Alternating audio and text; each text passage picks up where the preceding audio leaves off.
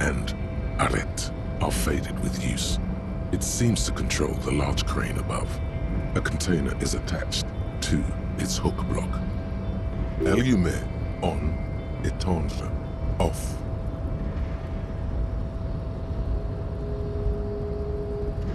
With a loud whine, the crane shifts overhead, moving a massive metal container through the air.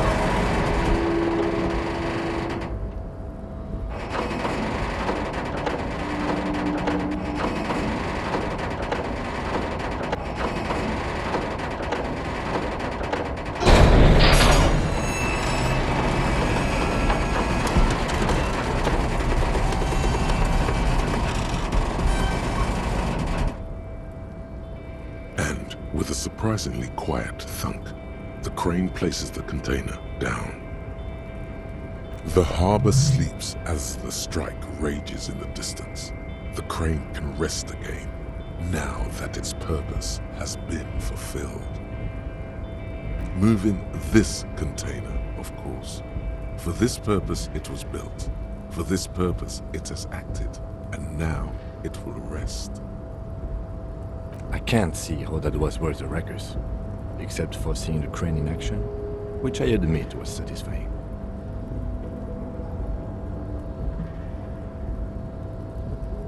The crane does not return to its original position. It does not move at all.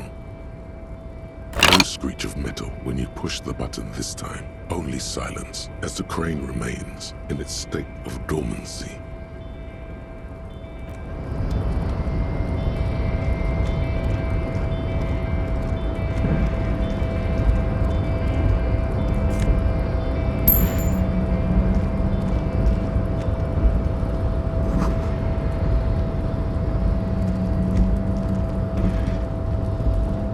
Before you stands a cargo container, just one of many in the yard.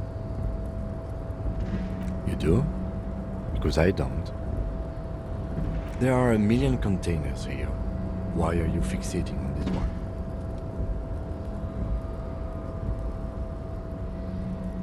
It's a cargo container, Detective, just like all the others. We are not here to interact with containers. We are here to talk to the Union, right? No reply. No reply. You attempt to no avail. The doors seem to be mechanically locked. To your left, the lieutenant considers your actions with some puzzlement.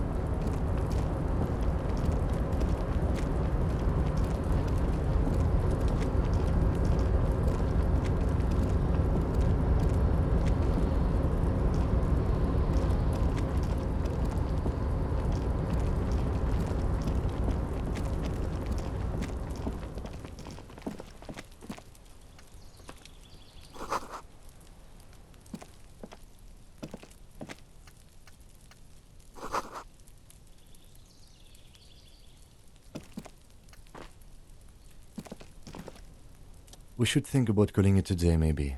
The nights are still miserably cold this time of year. You should take care of that, then. Let's talk to him anyway. An officer of the RCM shouldn't be sleeping in the street. We'll figure something out.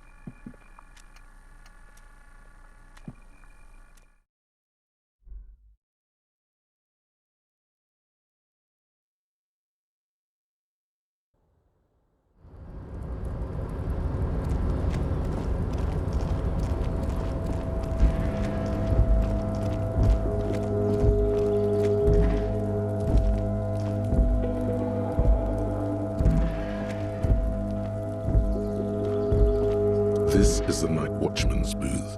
The name on the door reads, René Arnaud.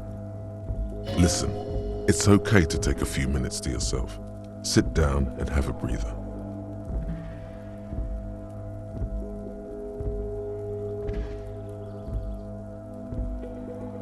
The chair is not as austere as the rest of the booth. A thin grey pillow is attached to the seat, secured to the stiles by black ribbons.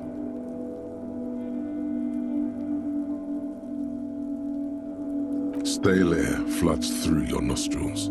Not a single mote of dust floats inside your lungs, though. The inside of the booth is immaculate.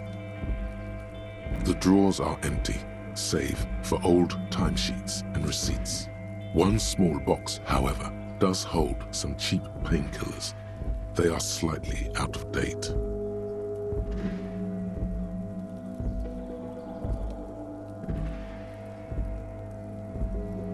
I'm not here to tell you what to do, Detective.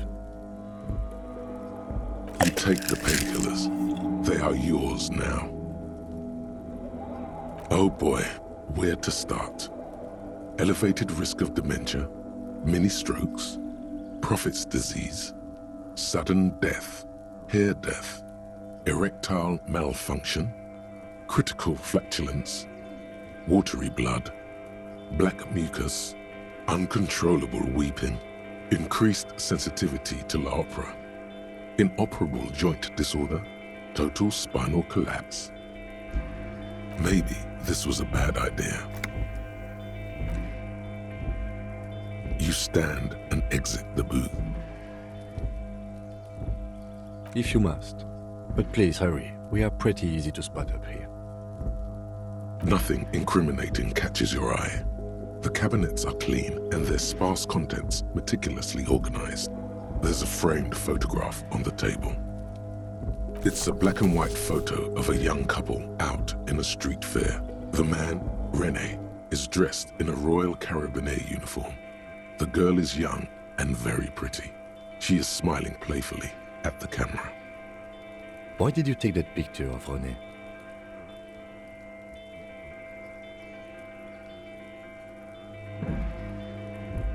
Fine, but let's move. I don't want to be seen snooping around here.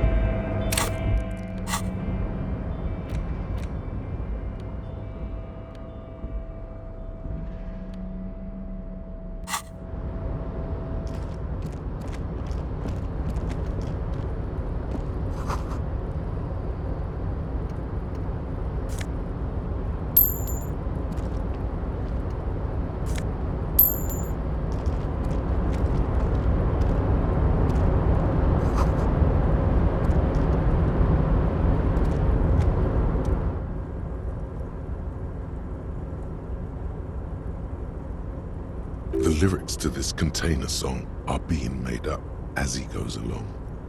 The accent is so thick, it's impossible not to notice he's Ubi, from the vanishing peninsula of Ubisund on Muindi.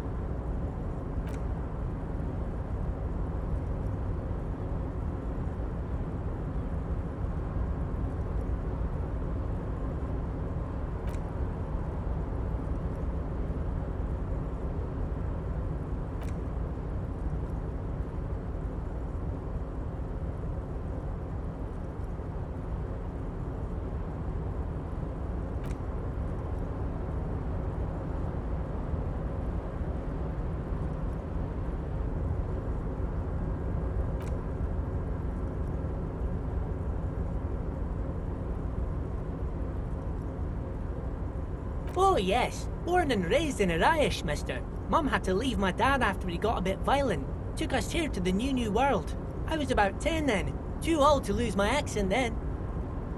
People say us Ubis are up to all sorts of trouble with sheep and other animals and whatnot. I just want you to know there was never any of that where I come from. No sir, those are just nasty rumors. Thank you for clarifying that, sir. Oh, I'm just making some covers for them containers here. Yes I am, yes I am. So it's easier for the crane operators to spot them. Everything is so pretty and red. You and Leo look like brothers as you glance around with similar childlike wonder.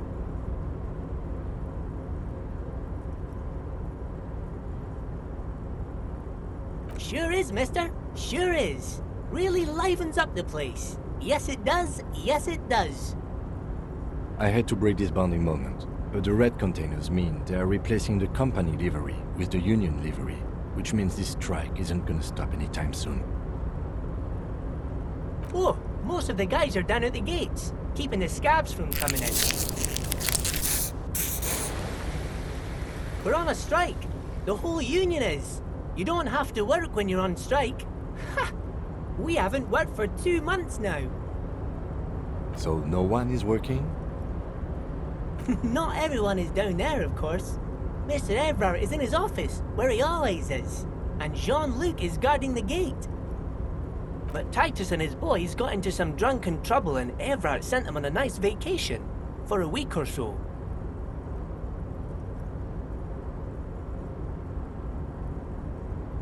Oh, I'm not really supposed to talk about that. That's union business. Him and his boys stirred up something in town. Probably drank too much and got into a fight or something. I heard Mr. Everett telling them to take some time off. Don't go all bad cop on this simple, friendly fellow.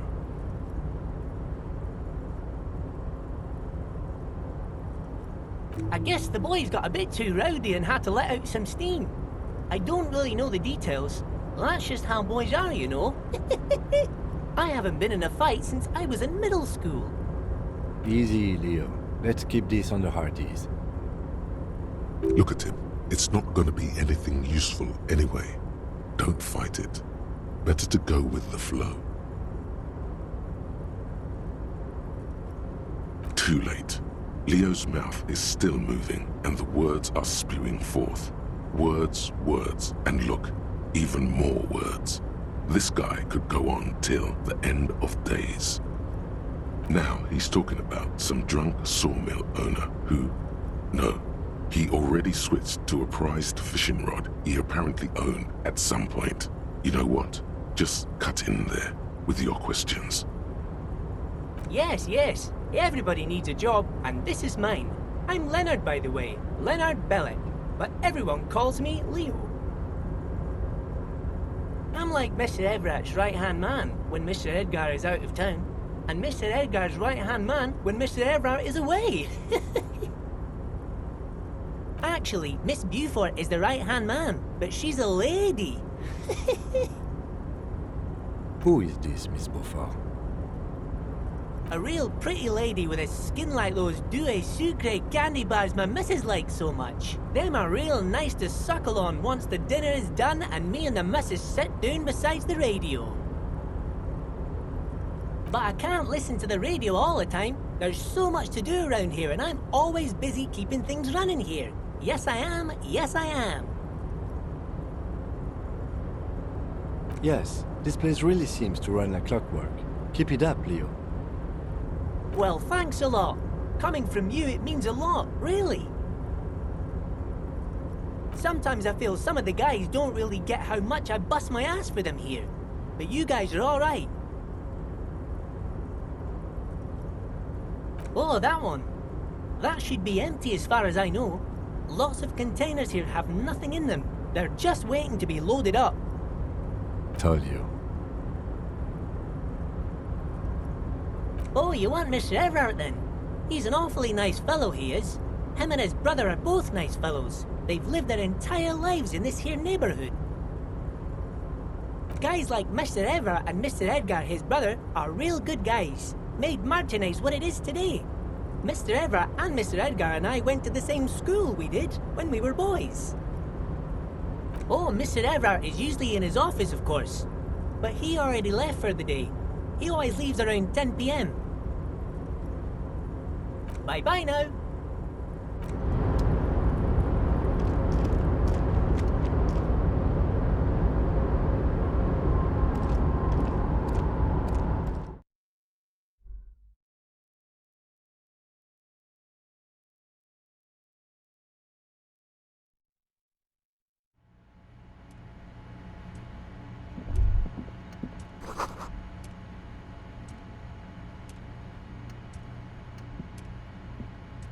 A large table with 2 huge vacuum-insulated thermal coffee dispensers. Someone has forgotten a small plastic card next to the stacks of cups. You snatch out the red plastic card. It features a black contour of a crane lifting a container. The name, Etienne Hogarth, is written in the middle. Below it, in smaller text, member of the board. It comes with a magnetic strip meant to open electronic doors.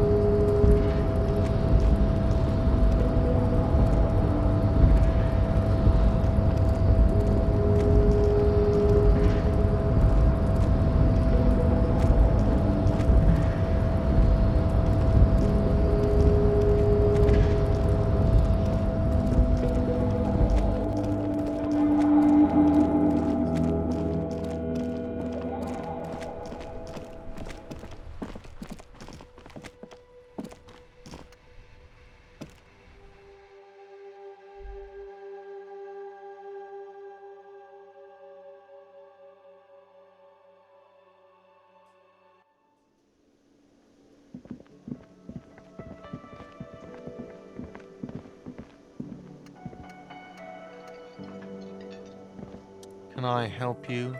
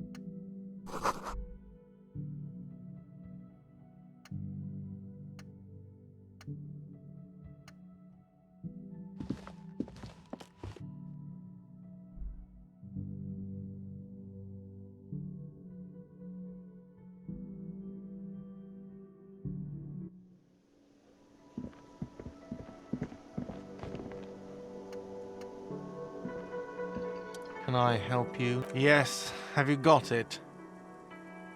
Does that arrangement include you paying me what we already agreed you owe me?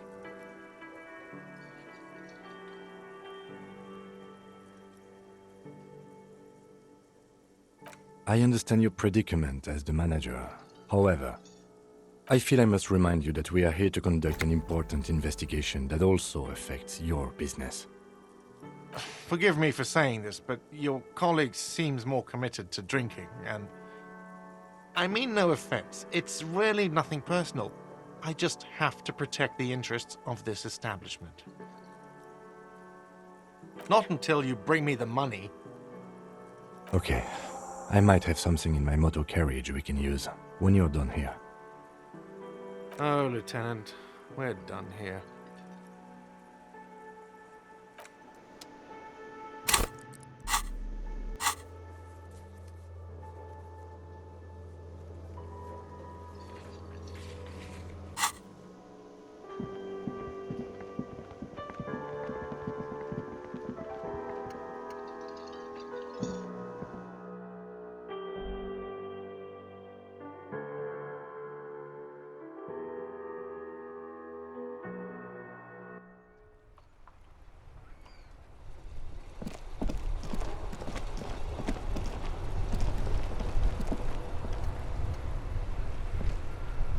Inside, you see a set of steering levers, a radio microphone, a pull-out toolbox, and the soft glow of the fuel preheater gauge. I have something here we could sell. Look in the back, in the suspect transport enclosure. Transport enclosure. Regular people just call it the cage. The cage at the back of the motor carriage looks rather uncomfortable. 4 shiny hubcaps are stacked against the seat. Their silver edges sparkle in the dark. I confiscated these 4 a little while back. We can take them to the pawn shop down by the Martinez Canal. There are spinner hubcaps, frivolous things you put on your wheels. When the wheels come to a stop, the caps keep on spinning. There's no real use for them, it's just for vanity. A vanity he wouldn't mind. A couple of weeks ago, I stopped a young man for going slower than the speed of traffic. Turns out he was some coalition official's son and high.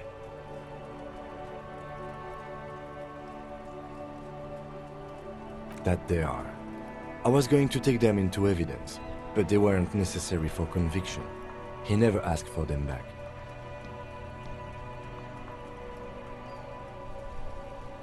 No, that would be silly. I don't know why I kept them. It doesn't matter. I couldn't put them on this MC anyway. A cop with spinners. That would be outrageous. He flashes a smile, barely visible in the dark. As I said, they are useless anyway. I should have remembered I have these earlier.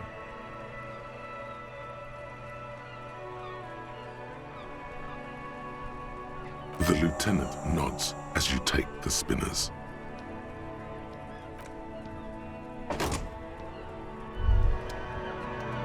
Hey, so we've been monitoring you internally, and now we know your copper type.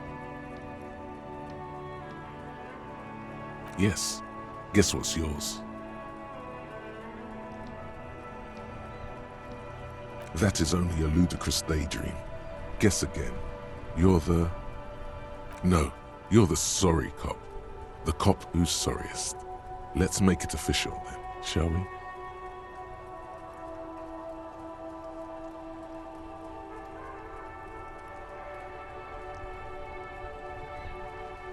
Yes, impotent rage and lamentation.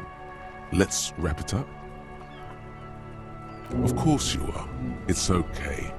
See if you can get something out of this, like info. Or maybe every time you say you're sorry, you get $1 million.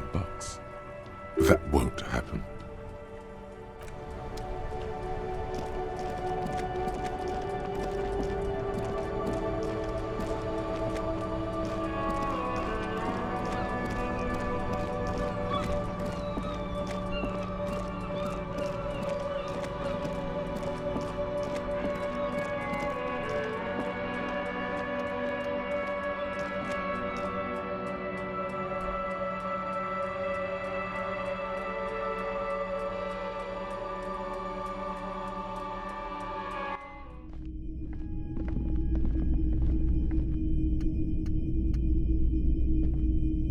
Greetings on this fine night. What brings you here? Is it? Spring is capricious, yes. The pawn shop is always open.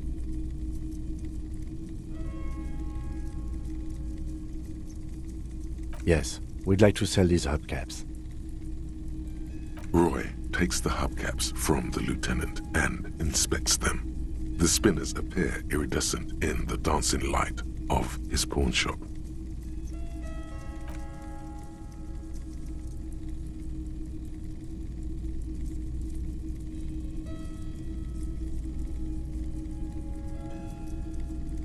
No one was defrauded or jumped, I assure you.